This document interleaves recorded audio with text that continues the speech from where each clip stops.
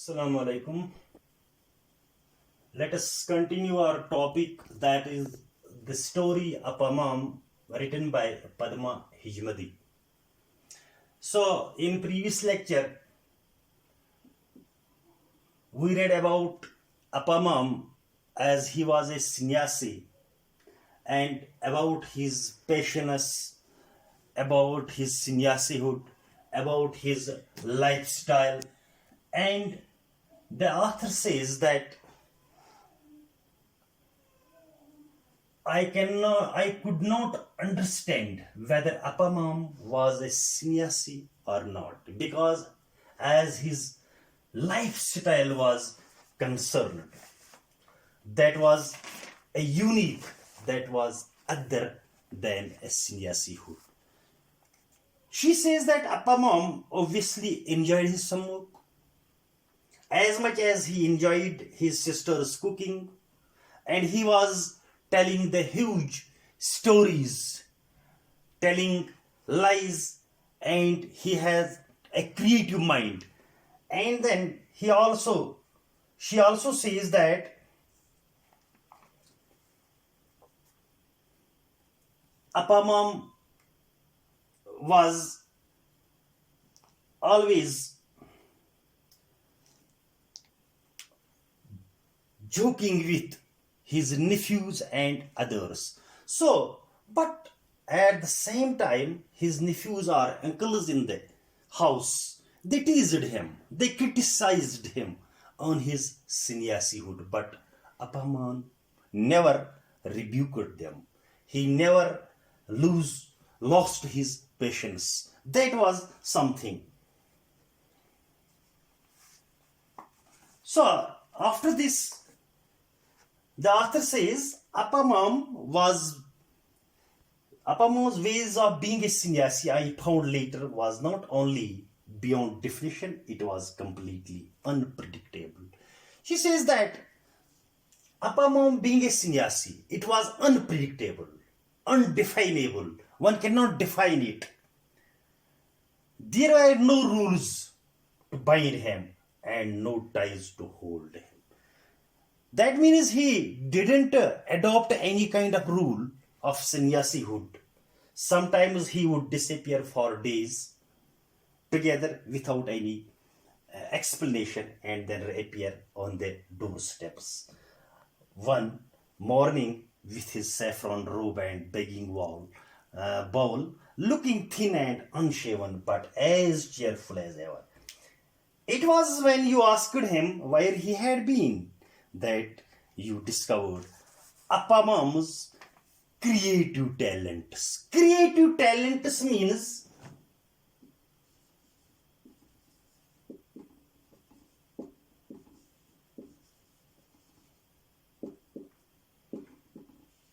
creative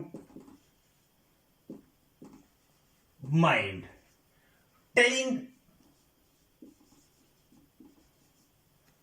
different stories,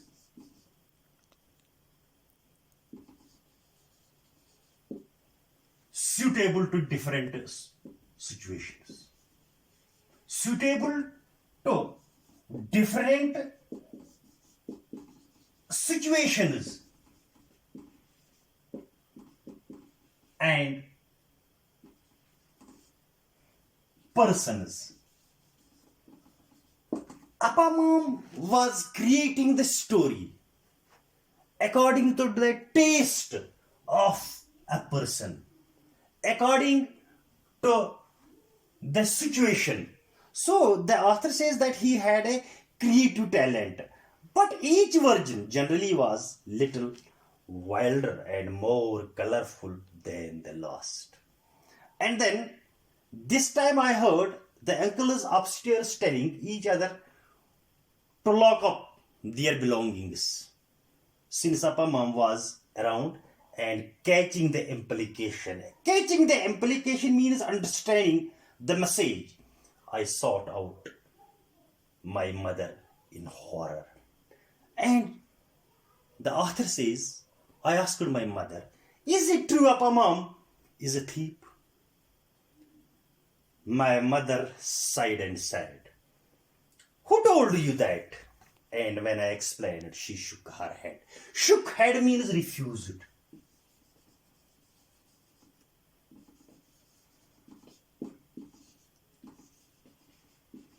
When you deny somebody, then you shook your head just this way. And when you accept anything, then we say nod.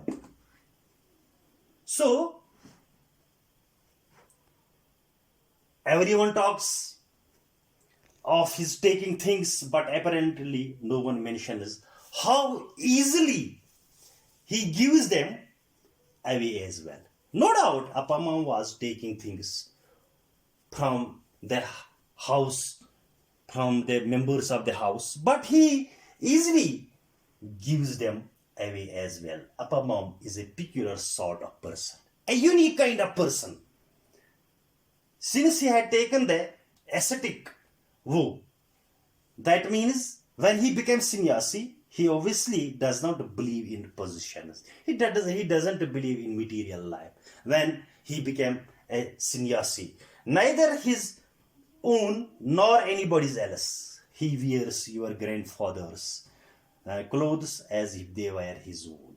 But he himself has nothing beyond that robe and begging bowl. It is true that he takes things and you can call it stealing, though why he does, I wouldn't know anyway.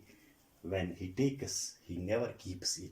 It is always given away to the first needy person he comes. So, according to author's mother, Appa was taking things, but he never keeps it for his own purpose. He gives it to the needy persons. And then she says, in brief, I can say in short, he was, according to author's mother, Appa was a sannyasi. So then he is a real sannyasi.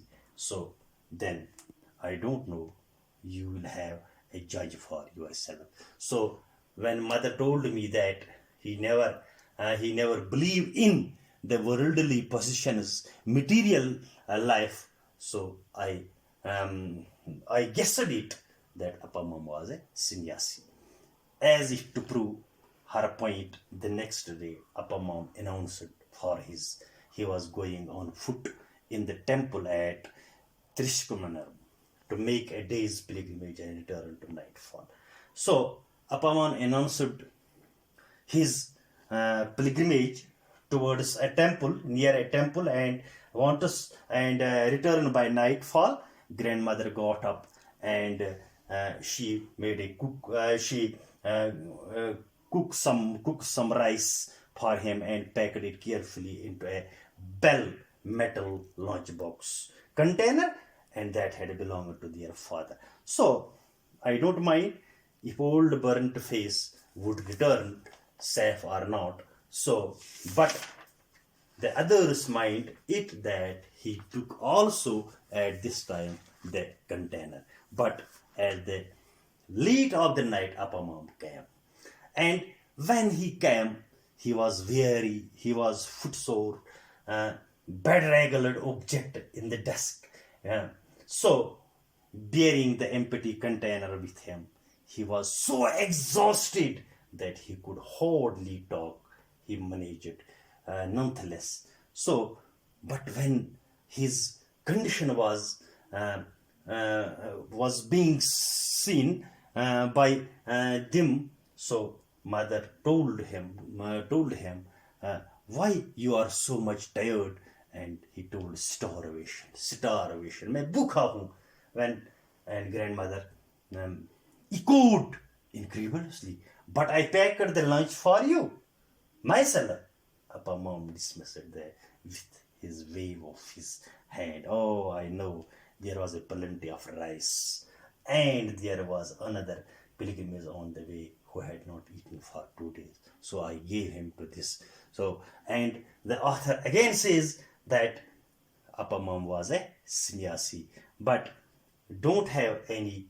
So the main part of the story is now Appa nightmare. Nightmare means nightmare, डरावनी ख्वाब जिसको हम कहते हैं.